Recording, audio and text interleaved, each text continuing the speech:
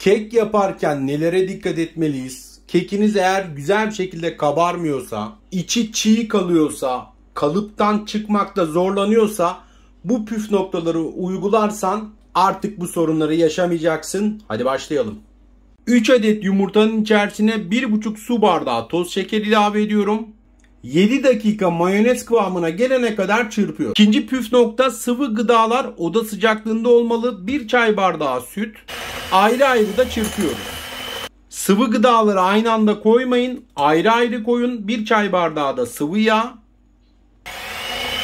Çeyrek çay bardağı taze sıkılmış portakal suyu.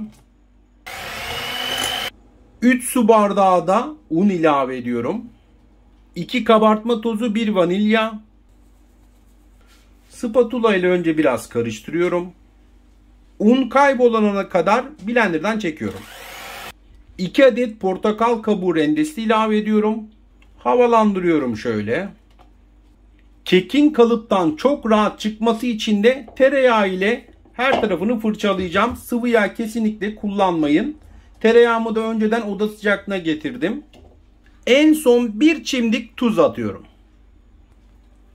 Kalıbımı iyice yağladım. 10 dakika buzdolabında bekletiyorum.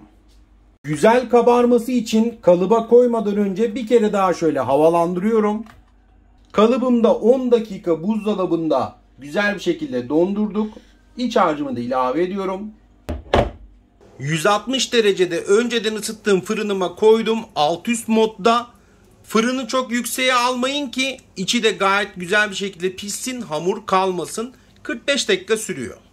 45 dakika geçti. Kekimizin pişip pişmediğini de kontrol ediyorum. Hamur yoksa gayet güzel bir şekilde pişmiş demektir. Kendimi pastanede gibi hissettim arkadaşlar. Kekimiz ilk sıcaklığını attı. Biraz da soğudu. Şimdi bir çevirmeyi de deneyeceğiz. Kalıbımızdan da hemen çıkartmayı deniyoruz. Ve gayet güzel bir şekilde kalıbın içinde, bakın şu an göstereyim size. Kekimiz kalıbından gayet güzel bir şekilde çıktı. Eğer bu aşamada kek kalıbı keki bırakmıyorsa ters çevirili kalsın. Belli bir müddet sonra zaten kendini mutlaka bırakacaktır. Hala da sıcak kekimiz. Kek kalıbınızdan çıkmıyorsa, parça parça olup dağılıyorsa, yarısı kalıpta kalıp yarısı çıkıyorsa, yani çıkartmakta da zorlanıyorsanız bu püf noktaları uygularsanız kekleriniz kalıplarından rahat bir şekilde çıkacaktır.